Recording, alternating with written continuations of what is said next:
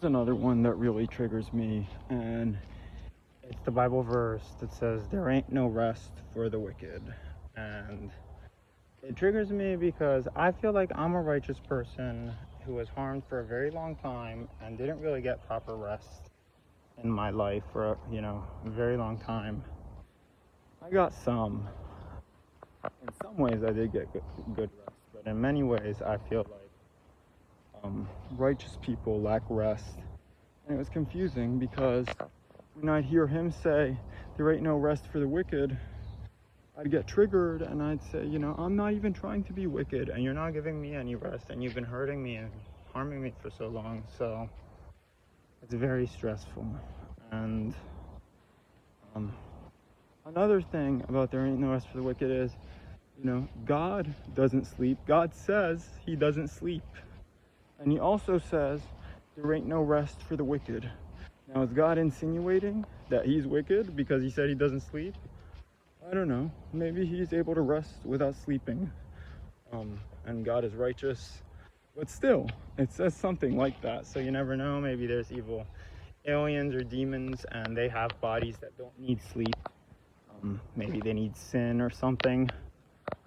And they just go around doing whatever they do. I don't really know. This information's been concealed from humans, and I wish I knew the truth in order to do the most good.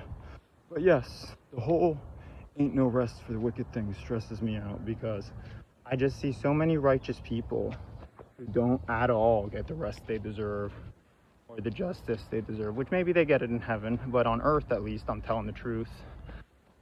And it's just a terrible and frustrating thing to hear because I'm like, even righteous people don't get rest. What if you're one of the good guys and you're saying, I'm not going to rest until the last person stops being harmed and tortured and gets saved, and until that happens, I'm not going to rest. The good guy could have said that, and they never say that, about the righteous people. And there is a lot of righteous people who are harmed, and he says there ain't no rest for the wicked. And wicked people, by the way, seem to get plenty of rest.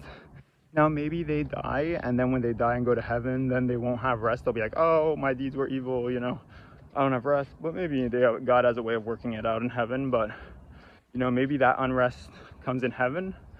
I don't know. But on earth, evil, wicked people do seem to have plenty of rest, which is awful. It's a bad thing that righteous people have to slave and be divided and, be enslaved to survive and serve the evil people. And then there's really, really evil people that have plenty of rest.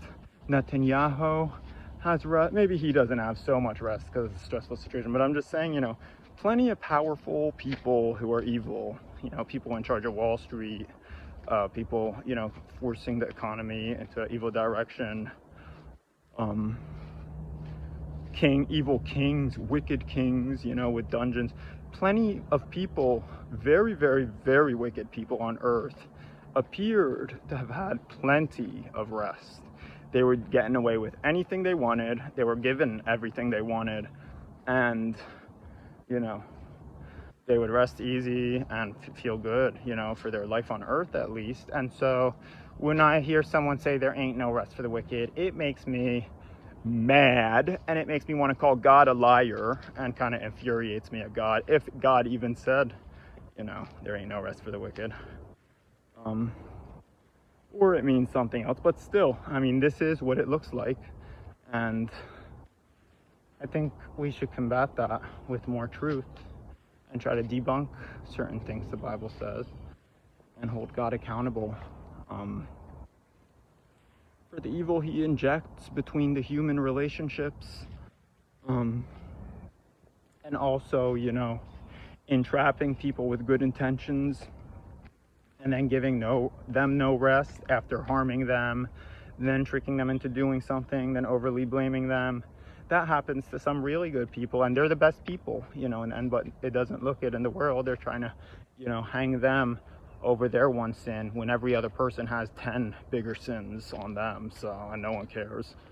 So it's just atrocious. And the flesh, I think, does derive rest from wickedness, so I'm not even sure how truthful the Bible is.